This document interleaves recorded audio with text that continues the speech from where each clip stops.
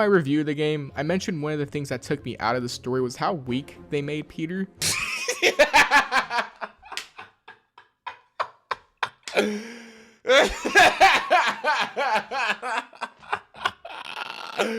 Oh, you funny, man. You funny for that one. You funny. Wait, you're serious?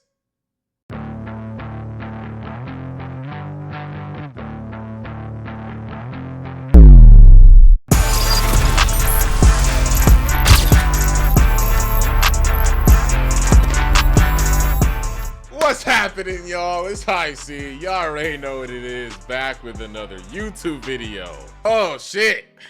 This is gonna be an interesting video. I'm about to get a lot of hate from the Peter fanboys. But I feel like this needs to be said. Like, if it hasn't already. Apparently, people think Peter was nerfed in Spider-Man 2.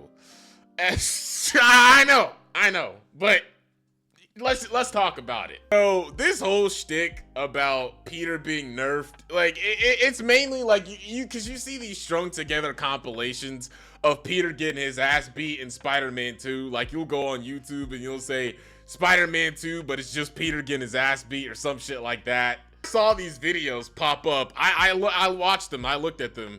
And I was just like, okay, this is just Spider-Man getting beat up, right? Like, obviously he's not bulletproof, he's not invulnerable, he's gonna get tossed around, right? Especially with the powerful rogues gallery in this game. I guess people have crafted this weird narrative that Peter was nerfed, I guess, and he powered for some reason.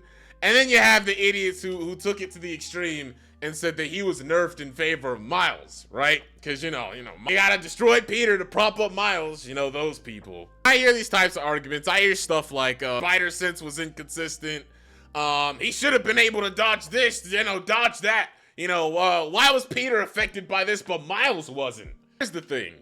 A lot of the scenes that that you guys use to back up your arguments could easily be explained by simply analyzing the context of the situation. For example, there's this one where Peter launched himself out of a building to get to Sandman, and Sandman uses like his giant hand thing to swat him down. People said, look, see, he was nerfed. His spider sense should have warned him about that.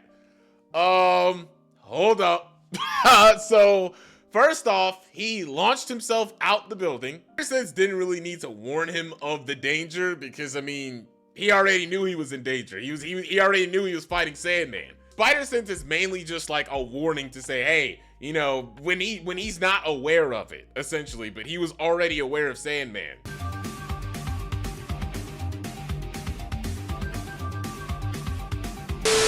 I was saying he should have dodged. Like, where's he supposed to go? Like he's in midair.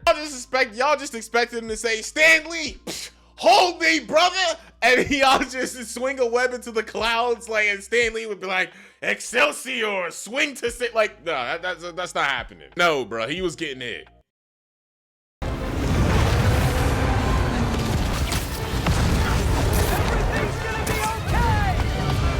Here, another one where people say Peter was struck by lightning. Peter was getting struck by lightning, and he was affected, but Miles wasn't. Yes, Peter was struck by lightning. And so was Miles? Like, they both get struck by lightning throughout the fight. When it comes to Miles, like, I'm pretty sure he has, like, the bioelectricity thing or whatever, so it didn't really affect him in the same way that it would have affected Peter. But regardless, he still got hit. And we're bringing up, all those times that Craven and Lizard got to jump on Peter when his spider sense should have helped him get out the way. A lot of y'all seem to be ignoring the fact that Peter's spider sense is mainly just for detection purposes only. Like, that's it. It's literally just a warning to say, hey, you're about to get hit. Like, just because spider sense warns him, like, it's not an end-all be-all, right? Just because the spider sense warns him, it warns him that the attack is coming, doesn't mean he's not getting hit. It's not like Ultra Instinct in Dragon Ball, where he can kind of activate it, and then, he's just dodging every attack.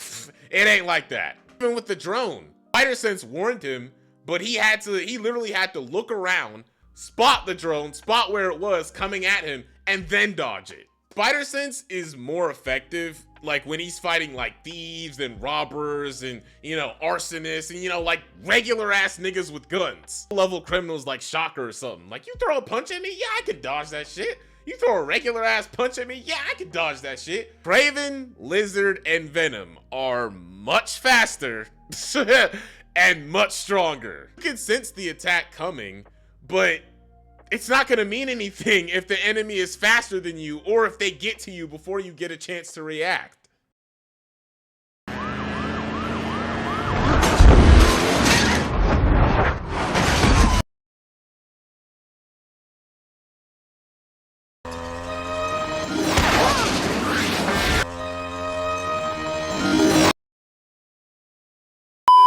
Like, Craven stabbed Peter while he was fighting other soldiers in a vital spot, and the knife had venom in it. Like, come on, bro, what?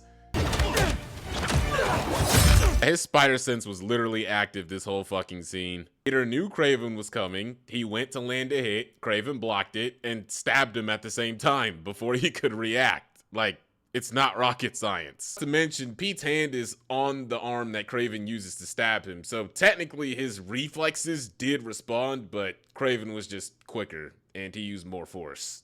Y'all are just leaving out all these details just to push this narrative. I don't get it. That's why I tell y'all, a lot of these statements, like, for him being nerfed, like, it's just, all these statements are nothing burgers. And I'm sure when it comes to all these villains, I'm sure it would have had a very similar outcome if it were Miles. And I mean, his extra powers do give him a bit of an edge, but again, that's because he's different from Peter.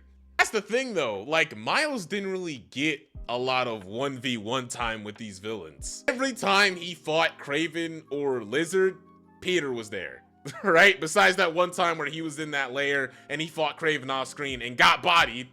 Like, bro, come on. Which is why it confuses me when people say that Miles was shoehorned in to take away from Peter's story and screen time. Like, bro, what? I don't know what to tell you, man. And even then, y'all act like Miles just didn't get hit at all. Like he was just some invincible god throughout the game. I guess y'all are just gonna ignore the fact that he literally got finessed by one of Craven's minions, like thinking he was saving a construction worker, and then he was clapped. And even when Miles fought Peter, you had the gatekeepers and, you know, the idiots saying, oh, see, of course Miles won against Peter. You know, of course he did. You know, we know why they did that. Because, you know, Peter's obsolete. Like, huh? Miles held his own, but clearly Peter was overwhelming him at multiple points during the fight. Like, Miles used his bioelectricity, taught him so he was able to, you know, kind of mimic his fighting style. And he used the symbiote bell, which symbiotes are weak to, surprise, like shocker. Peter pulled off the suit himself with Miles' help.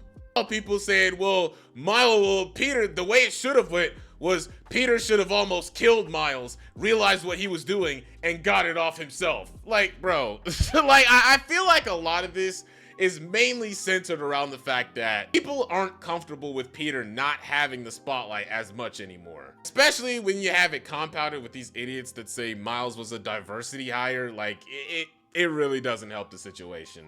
And even then in the first game, I'm like, yo, Peter got his ass beat in the first game.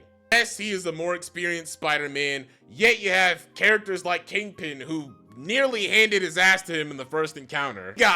He got fucked up by Dr. Octavius. I do realize that these villains need to present a challenge to Spider-Man, right? To the Spider-Man to be intimidating. And that's not even mentioning, you know, all the mental health issues Peter's had ever since May died. Like, you could argue his head wasn't completely in the game and stuff like that. I'm not gonna act like there aren't a few segments where I can't be like, okay, that's a little understandable, you know. I can see why people would have an issue with that, right? But this is just being blown out of proportion. Bro, he's not Superman. Like, he's gonna get his ass beat sometimes, especially when there's two Spider-Men. Like, even when it came to the villains, the writers literally buffed their abilities, like buffed them beyond belief. There's two Spider-Men, the villains have to be powerful enough to take on two of them. That's just the way writing works. When Peter was fighting Sandman, he was caught off guard. He was like, yo, how is he cloning himself? How is he doing all this shit? Like he's never done this before or seen this before. Venom and Craven never fought him before up until this game. Guys, just stop. Okay, Peter wasn't nerfed. Half of these people are just nitpicking, and then the other half just want to find dirt to shit on Miles. Again, that's not everybody, but for the most part, I can tell you that's pretty much what it is. There's some scenes in there where he got caught lacking, like what happened with, you know, Scream and Venom. Yeah. But overall, if you ask me if Peter was nerfed, I'd have to say no. Anyways, y'all, that's gonna be it for the video. Let me know what you guys think.